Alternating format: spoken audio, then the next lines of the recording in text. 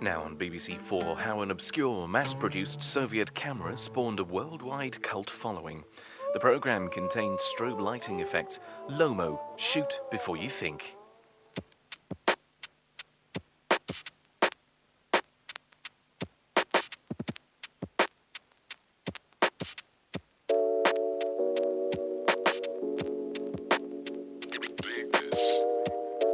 Lomography is an international communication project. It's communication with pictures. It brings people together.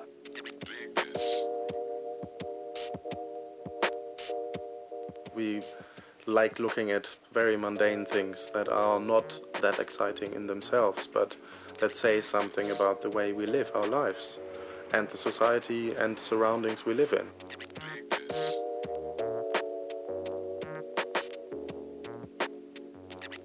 Lomography makes things big which are small and makes things small which are big. I love details, I love other people, I get this super positive feeling about little things.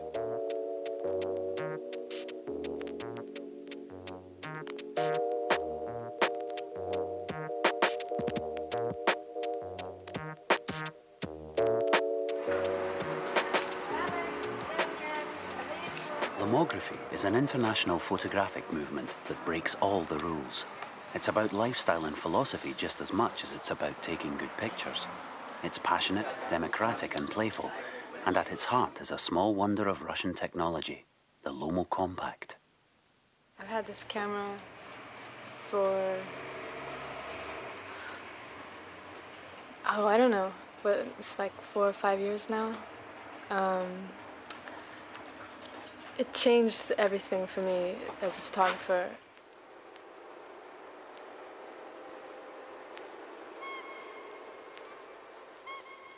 It really opens your eyes, always having a camera on you, and it's like being much more in the moment, being aware. I started taking pictures all the time. I had the camera on me always. Before that, taking my camera out was a big deal, and I would bring a bag and I'd have lenses, and I really thought about what I was doing. And with this, I just stopped thinking and just started shooting everything. I got into buildings and streets and the pavement and pigeons. I have a whole series of pigeons.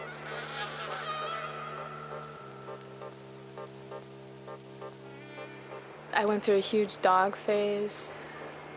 I used to only like cats, and then I started photographing dogs in the street, and I really got into dogs, like meeting dogs and the different characters and little faces, these dog faces, and you hold the camera right up to them and they come straight up and look and react.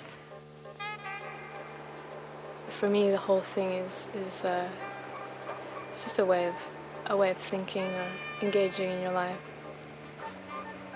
And I think the Lomographic Society is about that too, like really encouraging people to come together and to have fun with their life and with all the little details, and to take a lot of photos.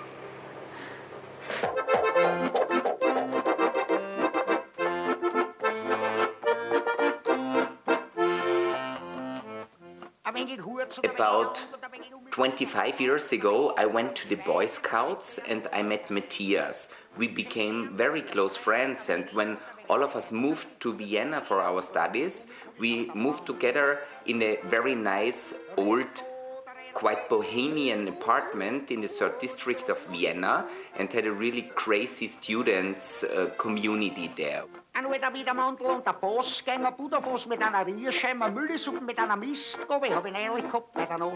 Many people always coming in our apartment visiting us. This was a kind of a typical student apartment situation, like 5 people. Everybody has a lot of friends, so it was a quite big community already.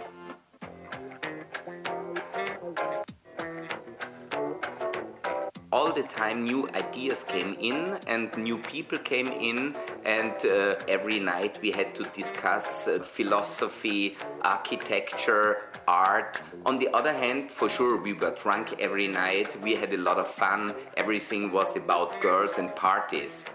And in this atmosphere, Matthias brought the little Lomo camera.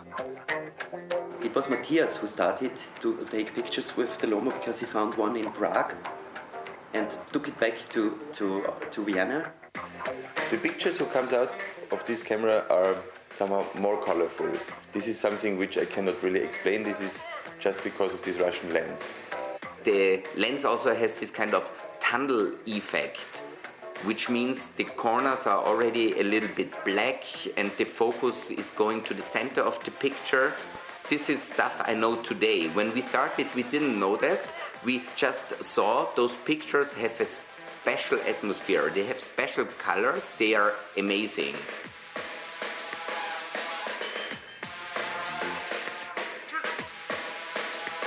Eastern Europe, Russia, it's very much in focus. So, wow, a Russian camera, a Russian piece of technology, smelling like Russia.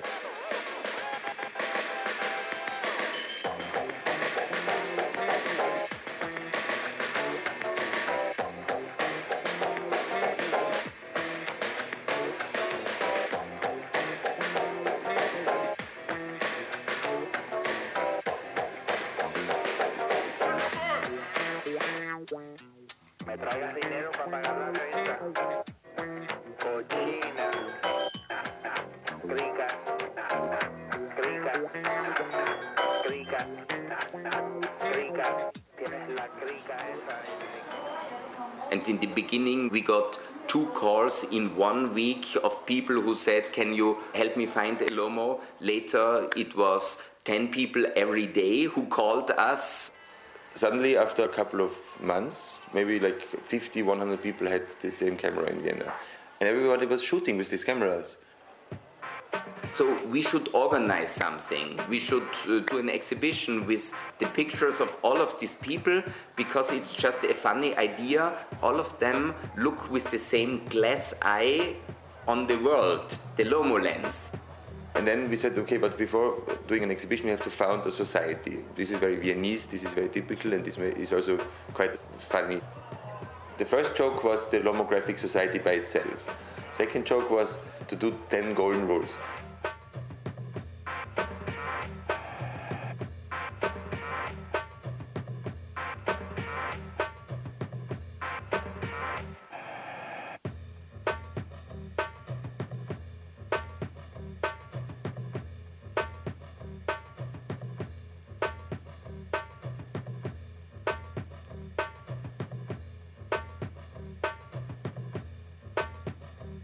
I could just kick back, smoke a fat ass joint. We always said we want to make parties, exhibitions, fairs and all the stuff, but we had no sponsors and we didn't even get money from the state. And so we always tried to finance those activities by selling cameras.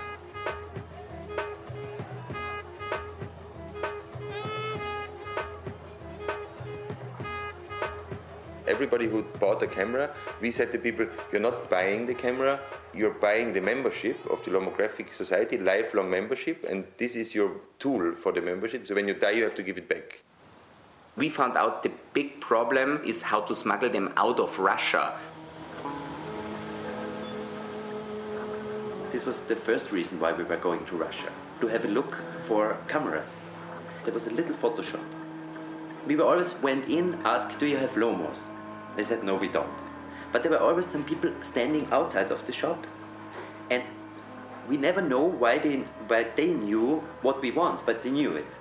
And when we were coming out from the shop, they said, you're interested in Lomo, come on. And then we were going sometimes 2 hours by bus outside of Moscow, and on the 14th floor of a building, we found in a little room about 700 Lomos. For almost a century, the huge Lomo factory in St. Petersburg has been at the forefront of Soviet optics. At its peak, it employed 27,000 people. Lomo is unique with no less than 3 orders of Lenin, the country's highest honor, to testify to its proud history and numerous achievements. Lomo является многогранным предприятием во многих областях науки и техники.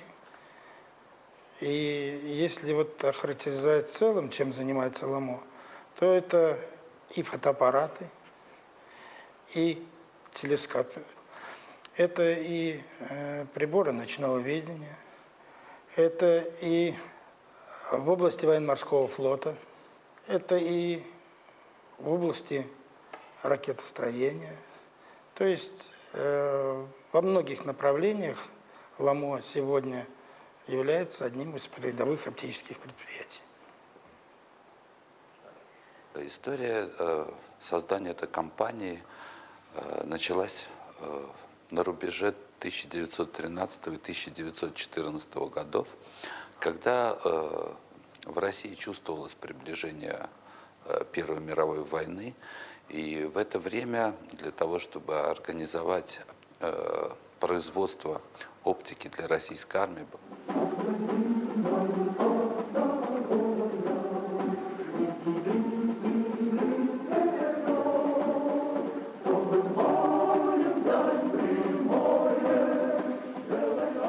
условия труда на заводе были тяжелыми. 12-часовой рабочий день, эксплуатация женщин и подростков. Поэтому начались недовольства, стачки, забастовки.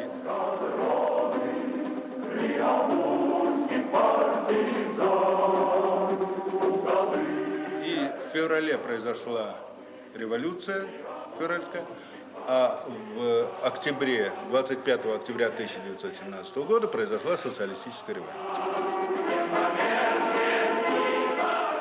Рабочие взяли власть в свои руки на заводе и стали управлять. Но недолго, потому что началась гражданская война. Рабочие ушли защищать завоевание революции.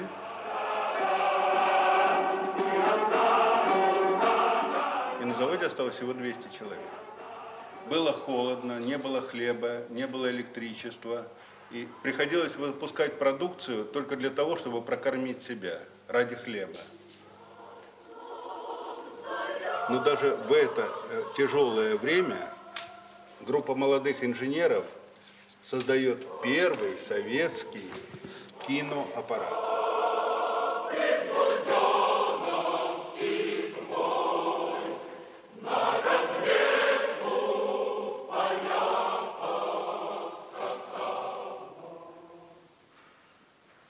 В 1937 году мы делаем первую в стране камеру для ручных съемок. Вот прабабушку вот такой камерой. На нашем заводе работало 8300 человек. Часть ушли в армию, часть ушли добровольцами. Часть завода была эвакуирована на Урал. 2000 человек остались работать здесь.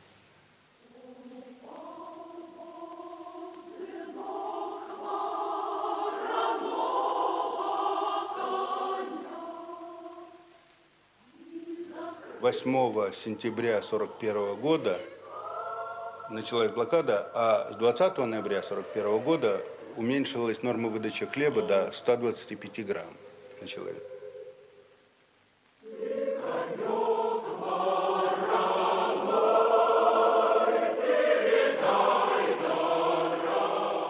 Это было страшное время.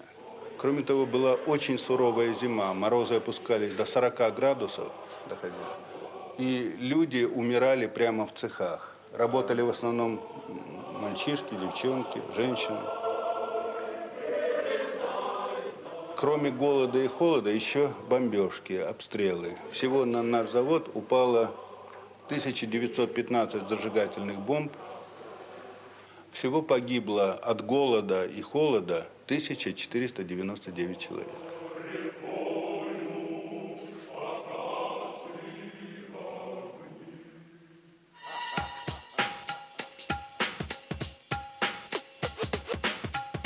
By the end of '93, some of us got the idea, hey, now we are so cool, we must do something in New York.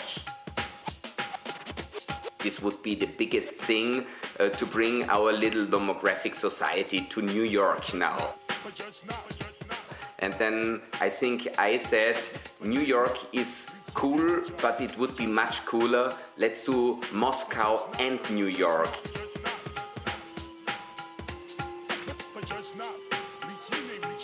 So it was 10,000 snapshots about New York in Moscow, and it was 10,000 shots from Moscow, New York. And at that time, the Americans didn't know anything about Russia. It was 4 years after the Iron Curtain opened, and for Americans, it was even an offense to promote a Russian product. It was still this idea of the competition between the East and the West, the good and the bad country.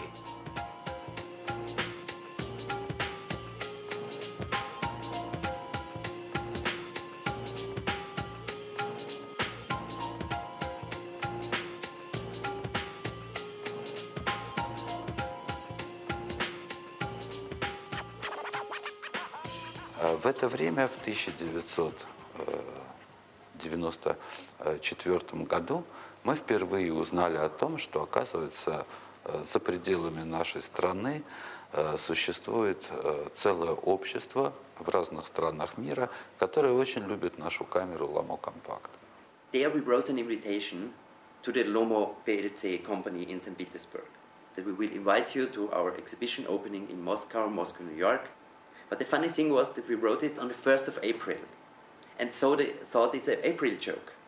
Поскольку факс был датирован 1 апреля, а в России очень любят этот праздник, 1 апреля, День дурака, то все посчитали, что это шутка одного из бывших наших работников, который вот так вот нашел такой интересный розыгрыш, и на него не обратили внимания. When we opened the exhibition in Moscow, all Russian TV stations were there, and even in the main news, every hour they reported from our exhibition. And then this guy came at the opening and took the microphone and told people, I'm the Lomo factory guy, and told the story about the 1st of April. And then he invited us to come to St. Petersburg and to visit the factory.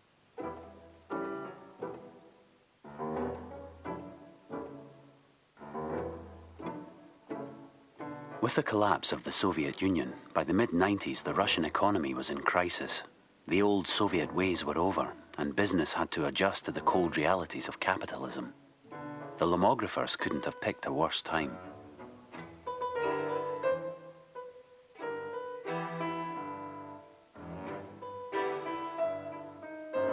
Когда в России начались реформы и пошла перестройка с плановой экономики на рыночную, Lomo увидела, что дальнейшее производство и кино, и фототехники не позволит Lomo конкурировать с открывшимся рынком. So we went there, we had a meeting with Lazar Salmanov. Then he told us in the last 15 minutes before we left again, he told us, by the way, we will stop the production now of this camera because we think we cannot sell it anymore. This is old Soviet crap, so now people like other Japanese cameras.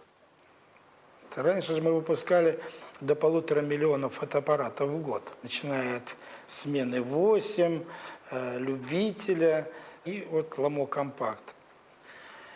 И вот в 90-х годах, когда на рынках России появились, на рынках Советского Союза появились уже фотоаппараты китайского производства, мы их так называем у нас в простонародье мыльницы, с пластмассовым объективом, которые стоили копейки, у нас получилось так, что мы вынуждены были сворачивать производство фотоаппаратов. И в том числе и Lomo Compact, несмотря на то, что это был великолепный фотоаппарат.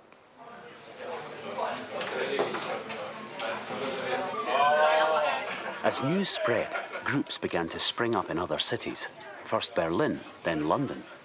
They would become the pioneers of an unusual art franchise system of so-called lomographic embassies. with ambassadors to sell cameras, mount exhibitions, and help feed thousands of snaps to the Lomo World Archive, an ambitious proposal to document the entire surface of the planet. Lomo came into my life in 1994.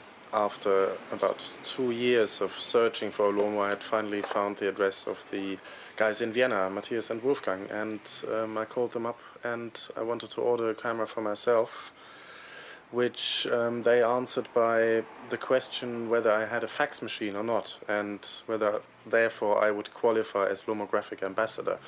Luckily I had a fax machine and they gave me the job, so that's how I got my first Lomo, really.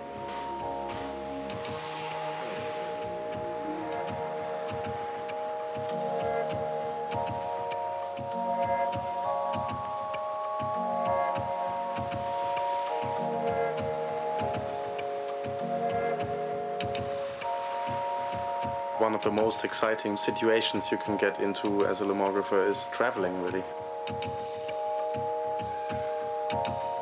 Because you enter a space that you don't know, where everything is new to you. If I'm traveling, I shoot 4 times as much film as I do when I'm in London. When I traveled to Japan recently, I decided to go to the fish market at 4 o'clock in the morning, which is definitely not my time. That's really in the middle of the night for me, but in order to get my special Lomo moments, you know, from Tokyo, I wanted to go there. It's wholesale trading of tuna, so you walk into a big warehouse and you have 500 frozen tunas, you know, rolled up, lying there, ready to be auctioned. I spent about an hour with the auctioneers, trying to understand their system and trying to get as many shots off as possible, because this was the most exciting spot. But then I wandered off into the side streets of the market and met the people who had previously bought the tuna and now were chopping it into little pieces and selling it off to other fish sellers or selling it straight there as fresh sashimi or sushi.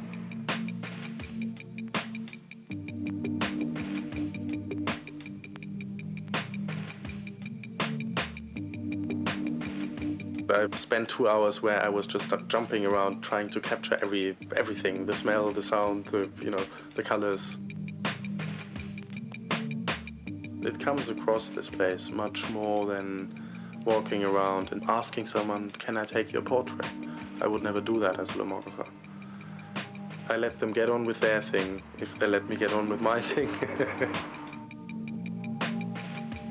One of the pictures, for example, is of a fish seller. He didn't like me hanging around there. He didn't quite know what I was doing because I wasn't lifting the camera to my head, so I couldn't have been taking pictures. And I've got a picture of him looking at me, looking at my face in a kind of angry way. He doesn't realize that I'm taking a shot, but I like him for being angry with me almost, you know? It makes it real, and it is a real interaction. If I would have stood in front of him like this, there would have been nothing. Lomo had already decided to shut down camera production, but the lomographers had other ideas. И тогда они появились у нас, и мы начали переговоры. Они сказали, что вот мы основали такое общество ломография, показали, что это такое, показали свои плакаты, уже сделанные. Очень интересно, на самом деле, мне очень понравилось. И сказали, мы хотим у вас быть эксклюзивными покупателями, хотим, чтобы это был нашим товаром, и мы бы его распространяли по всему миру как элемент ломографии.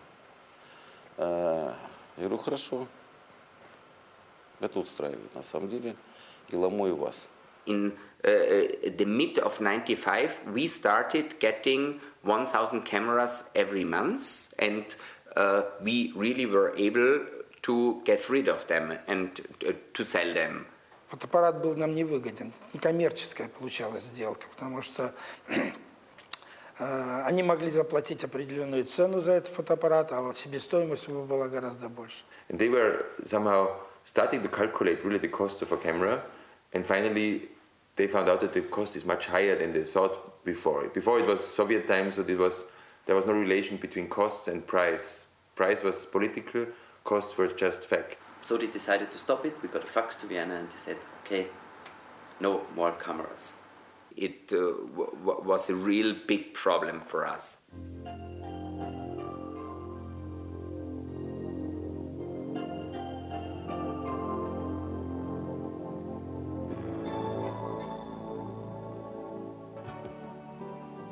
Reaching the open space, having trespassed the limits of our native planet, is the greatest achievement of mankind. It was made possible by the immense work of astronomers. The history of astronomic development is the history of perfection of astronomic equipment. And Lomo, which is one of the oldest enterprises in St. Petersburg, has played its major role in this process.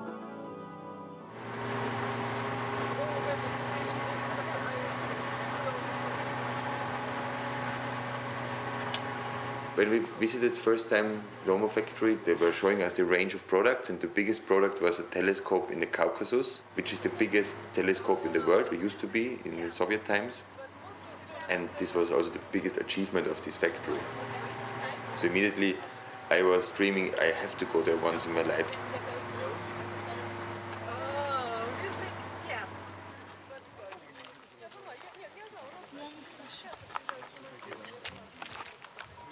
Серьезных примеров и больших побед Lomo является создание в 1976 году на то время самого крупного в мире телескопа с диаметром головного зеркала 6 метров.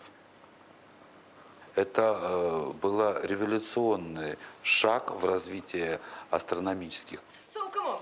Let us see the telescope. Gibst du mir den Nikon? Можно нам зажечь, конечно. Александр, но у нас сегодня ключ туда. У нас особая экскурсия, и мы закопанные тут. Татьяна, Вера ist gesagt, dass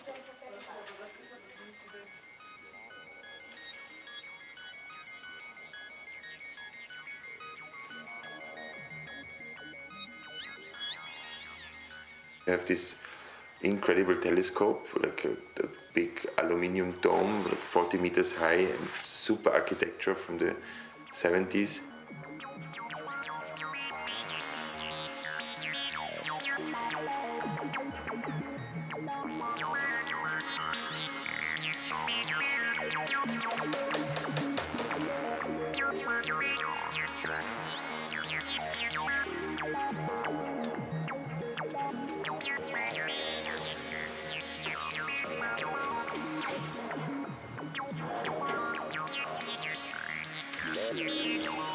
The telescope was conceived in the early 60s at the height of the Cold War and the race for space. Of staggering technical complexity, this was to be a masterpiece of engineering. It also had to be bigger and better than anything the Americans had. After almost 15 years' work, it was installed high in the Caucasus Mountains. To this day, its 6-meter monolithic mirror has never been surpassed. This was a wonderful trip, wonderful experience.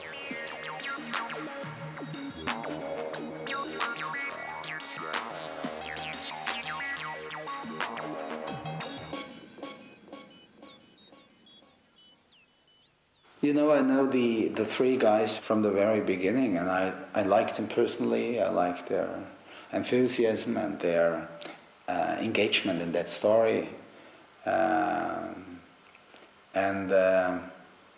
In a way, they were also kind of young entrepreneurs taking a risk.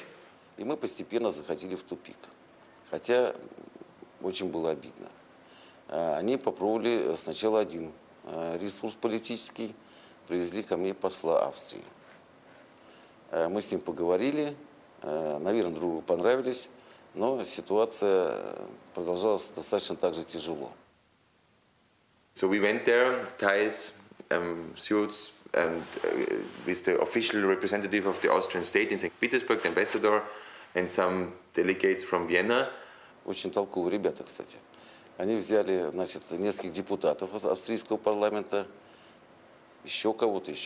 Ну, в общем, такая собрали солидную делегацию, приехали в Петербург, но уже пошли не ко мне, а пошли к Владимиру Владимировичу Путину. When we went there, they said to us, "Oh, we are very sorry, but we will meet with the deputy mayor of St. Petersburg. He's also responsible for all the commercial, economical issues. So Mr. Vladimir Putin was the guy.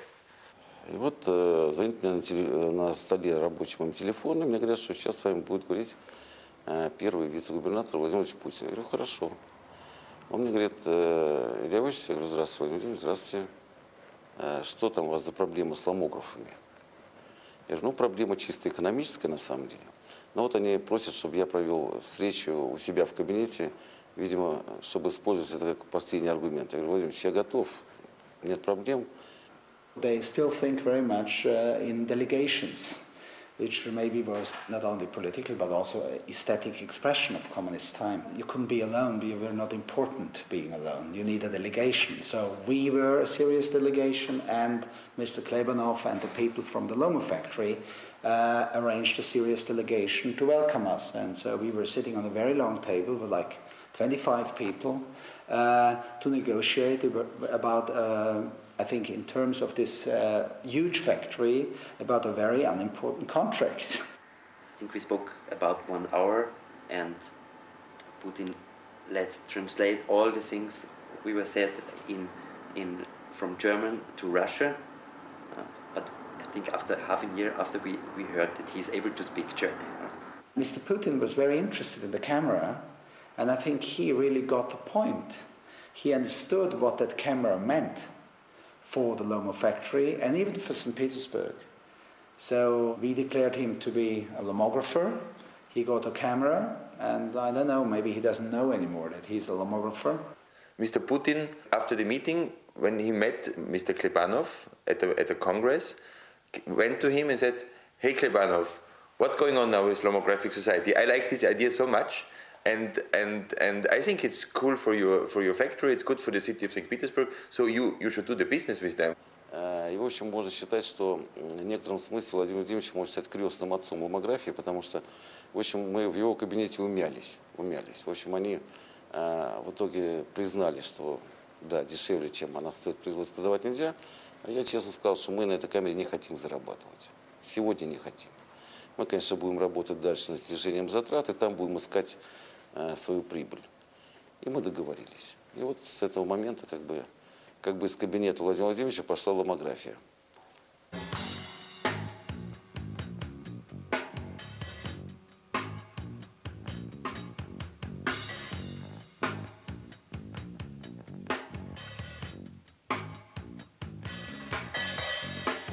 People say, oh, you take pictures, what do you photograph? And I just say whatever I see, what I like, what I encounter in my life, what I cross paths with.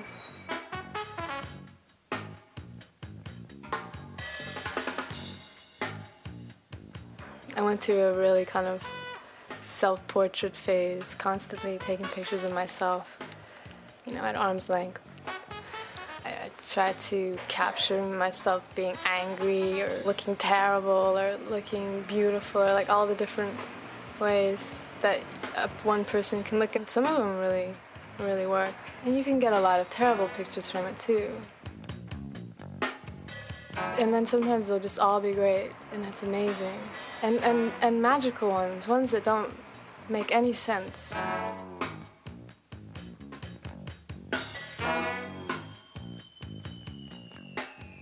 I do this thing sometimes where I have the flash.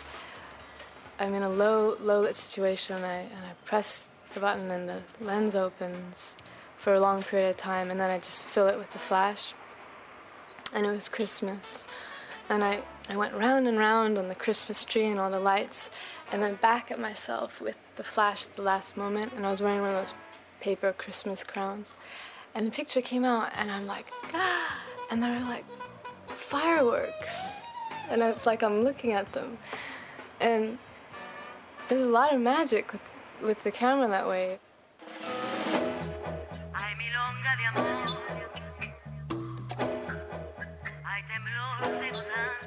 We did a project for a band called the Gotan Project, which is a tango band from Argentina in Paris. We actually approached them and said, we would like to do your video.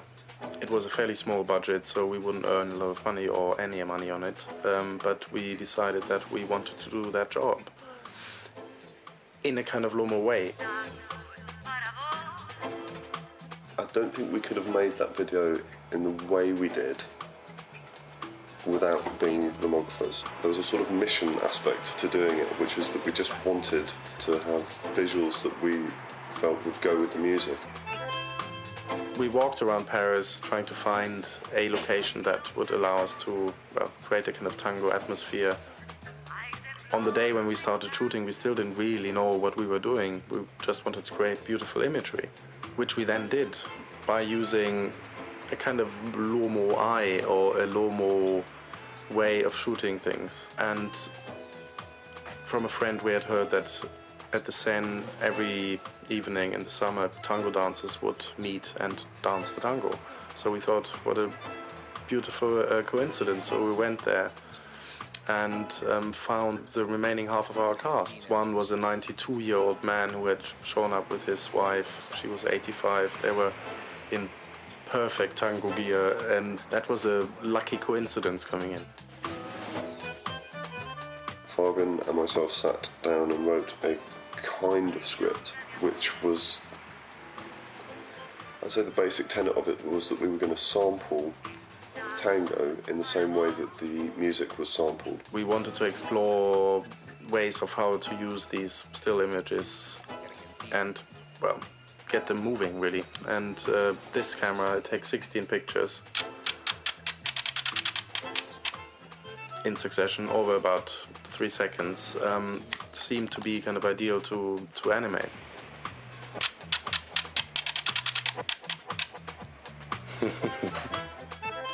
Then later we scanned all the images in and reanimated them on the computer, which created a kind of 1920s wonky looking image, which was a beautiful little effect.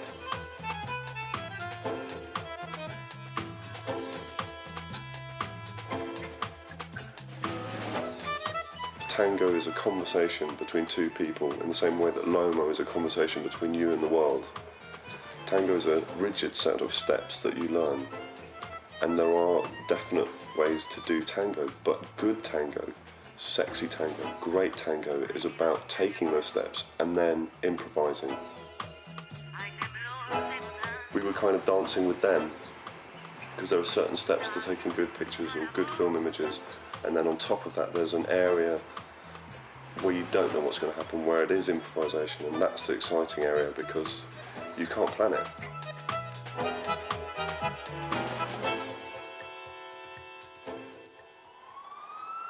Most of the new cameras that are actually produced and designed by the Lomographic Society take multiple shots. Action sampler. But they're all trying to break away from using a camera in a traditional way, creating an image that looks new and that looks unique. This is the plastic camera program which belongs to the family, which belongs to the philosophy, but it's not, has a different aspect.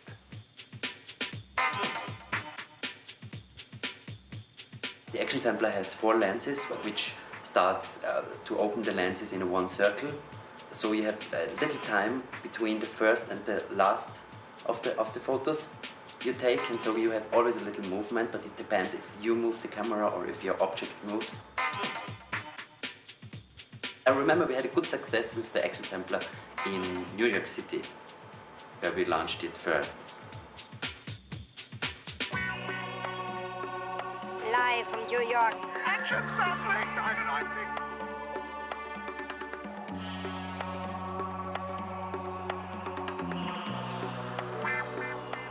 It was a best thing which could happen to us. All those little cameras with movements are from the content very lomographic. So there's a connection between the cameras, what they do, and our ideas. Action sampler camera.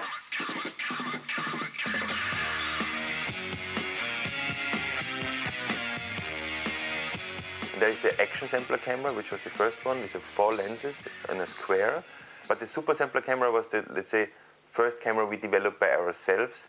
The super sampler has 4 lenses in one line and takes 4 pictures in a series. When you push once the button, you get like 4 pictures on one print, a little sequence.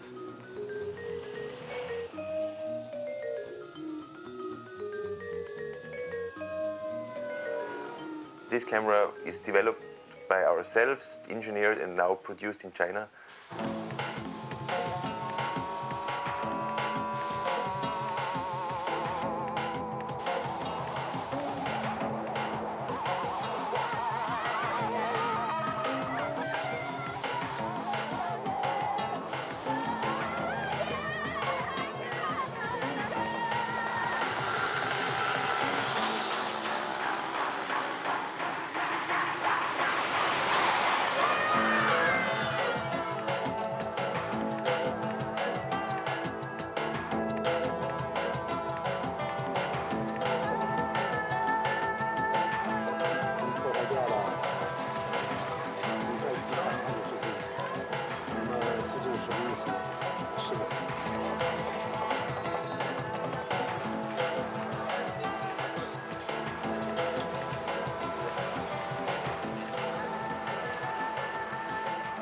Chinese production is coming from a tradition of cheap plastic products, smart, quick, easy to build, nice solutions, maybe not so in detail, but functional, strong, very efficient production.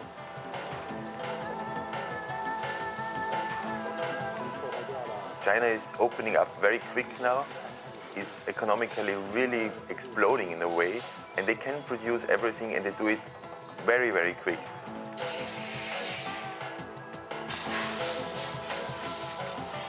The Chinese people are so much looking for new opportunities and even to understand how other cultures are thinking. So they try everything and even they try to understand what is lomography, what is behind this philosophy and this idea. And I'm not so sure if they really understand what we are doing, but it's a very, very interesting intercultural experience.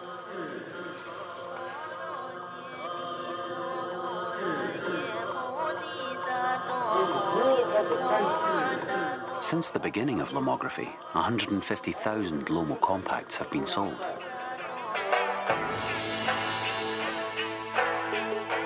The biggest influx of new members has come through sales of the cheaper plastic cameras.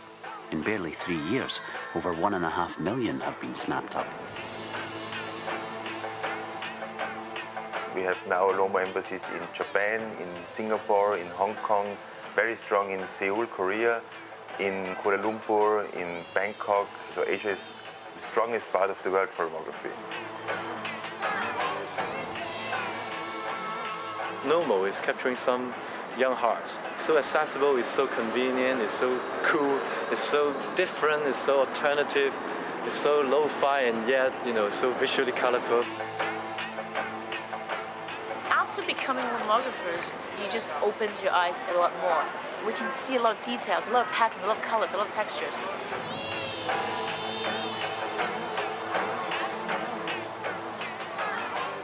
Lomo is a kind of, for me it's different because it's not just a camera. It's, behind it is a culture.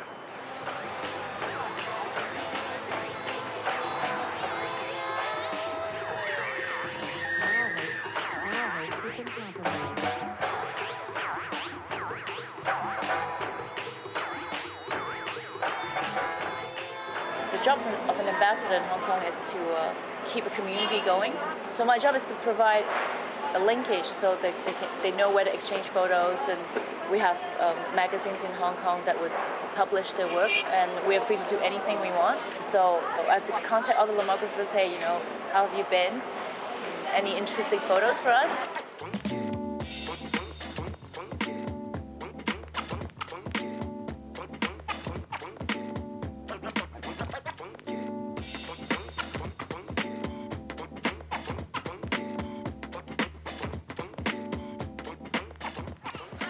Two lomographers have a project called A Day in Life. Basically, it's ask lomographers to document a day in their life. So from getting up to going to work to coming back and having dinner and all those things. And I told them I would do one myself. So I start to look very carefully, maybe also because it's a short walk from my home to my work. So I start to pay attention to every single detail on the way and, snapping away. It's small things, but you learn to appreciate beauty. Right across our office, we have a production house. They produce event, and it's run by a drag queen. So we always have very fascinating window display. So it'd be like carnival style, or sometimes a little bit of S&M. But accidentally, from the reflection, you can see our office. It looks like a double exposure. And I haven't really gone into trying double exposure yet, but that one looks like a cool double exposure. The drag queen's shop, but you can see our office in it.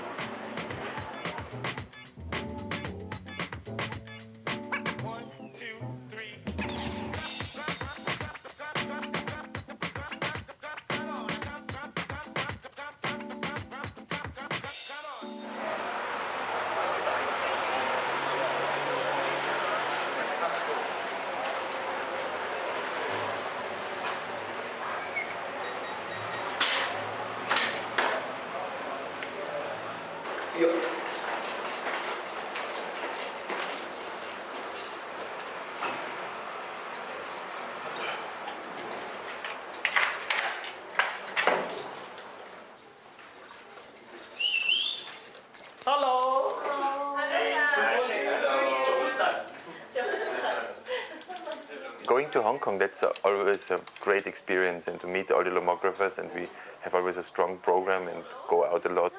Most of them are creative students, which is also typical for Hong Kong, I think. Yeah, I know it. When you meet them, they're very open, they're very direct to the point. They show you all the time their pictures, they shoot all the time, and they have also some traditional links, I think, to their own culture, because Chinese culture is very colorful. I'm a superstar.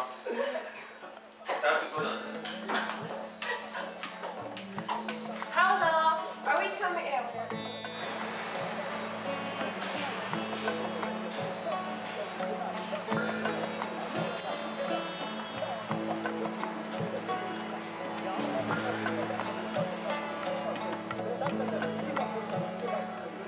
I noticed that the people who are the most active are usually the one who has a lot of interest. Like they do a lot of things outside of their work job, and Lomo is being one of them. So they're by nature very curious people. Their antennas are always out. They're always out there doing different things and experiencing new things. And I think Lomo is a convenient tool for them to document it. And I don't know what drives it, but they seem to be really, really into sharing, which is very refreshing.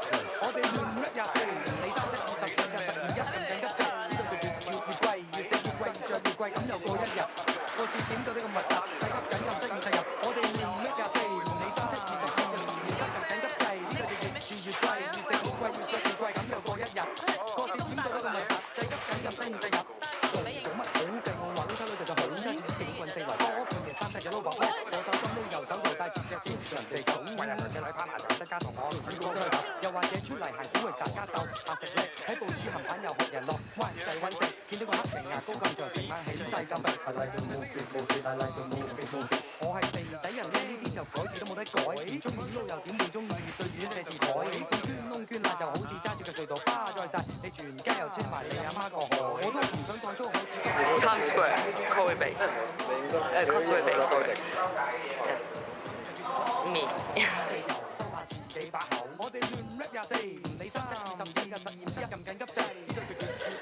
This is his Hello Kitty fan. With black light inside and... Yep.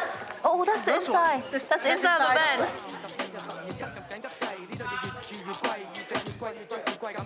This is nice. Yeah. Where is it? I love this very, very much.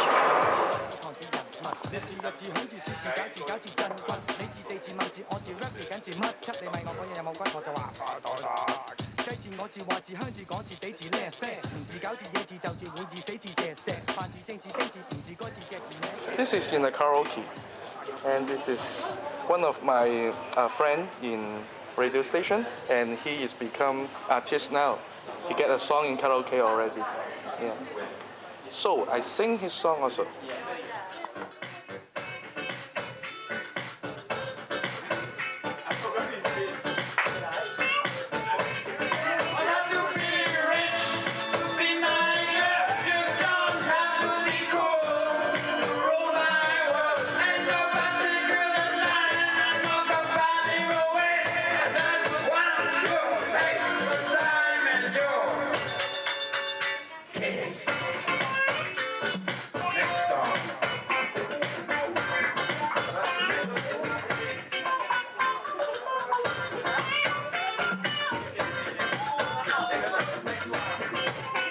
In Hong Kong, people love karaoke, so karaoke is just a small room, and it had a television and microphones, and then people, they look at the subtitle in the television and then sing like this. This is our life.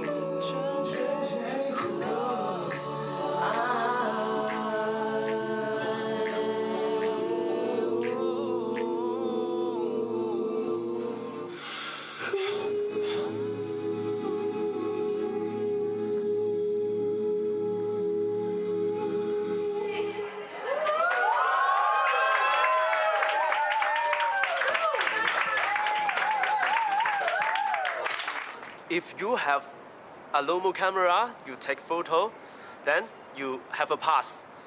You have a passport to communicate with other country Lomographer.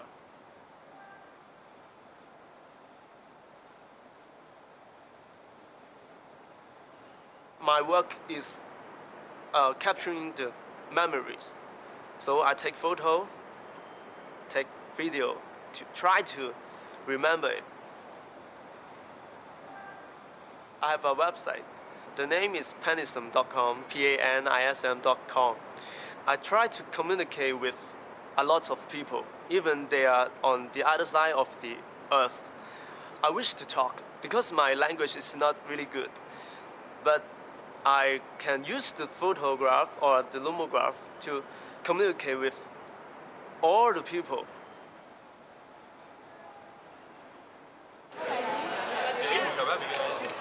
We fly with the Tupolev.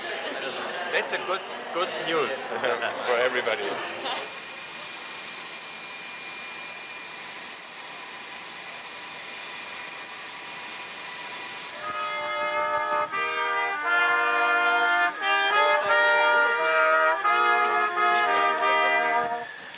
Real Russian welcome. By the way, Steffi is our St. Petersburg ambassador. Today, there are embassies in 70 cities and an estimated 500,000 active members of the society worldwide. For them, St. Petersburg remains their spiritual home and the Lomo factory their mecca. For all the twists and turns of the Lomo story, the little camera continues to deliver some unexpected and magical results. We went to St. Petersburg in June 2000. They told us, do you know that Mr. Klebanov, our former boss, the general manager you know so well and you did all the contracts with, he's now Vice Prime Minister of Russia, and he's responsible for economics, for space, for military, for industry, for technology and so on. So he's the second powerful man in the government. Я вот до сегодняшнего дня как бы работал всего в 3 местах. Я работал на Ломо, я работал в администрации Санкт-Петербурга недолгое время и в правительстве России.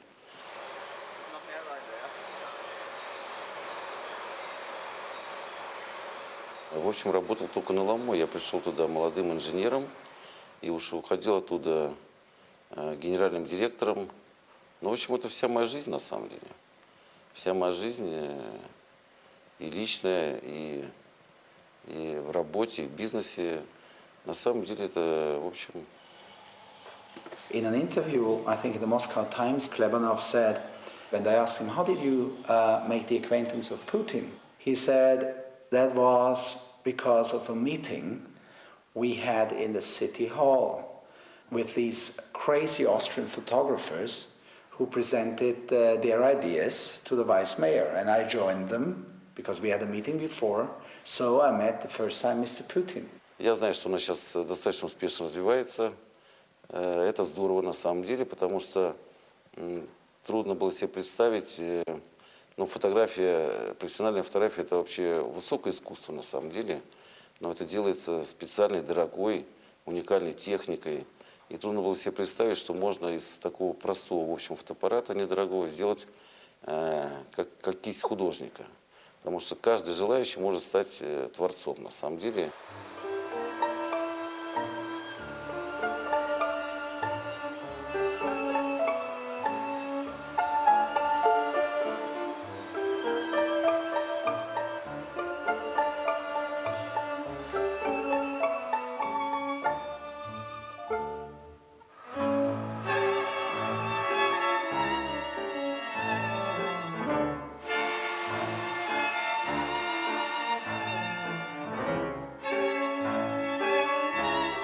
The Russian workers may still be a little bemused by the antics of their strange visitors from the West, but in Lomo they have found a common cause and a simple communication tool that bridges all language barriers.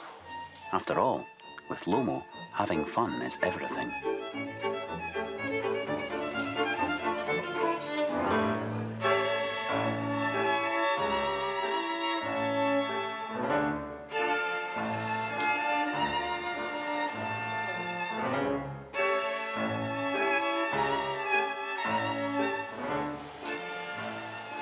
Здесь бывают молодые рабочие, которые поступают на фирму, я им рассказываю про историю нашего предприятия. Потому что, ну, во-первых, это интересно, во-вторых, я пришел сюда сразу после армии, совсем молодым человеком, и я люблю свой завод, я люблю Ломо, поэтому мне хочется, чтобы все его любили, потому что это самый лучший завод во всем городе. А Ленинград – самый лучший город в мире.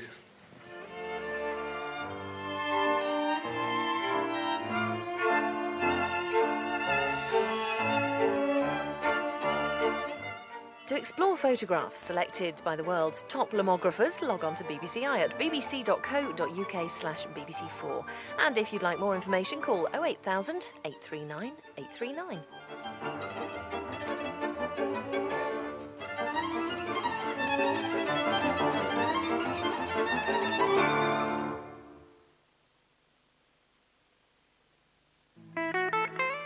The pioneer of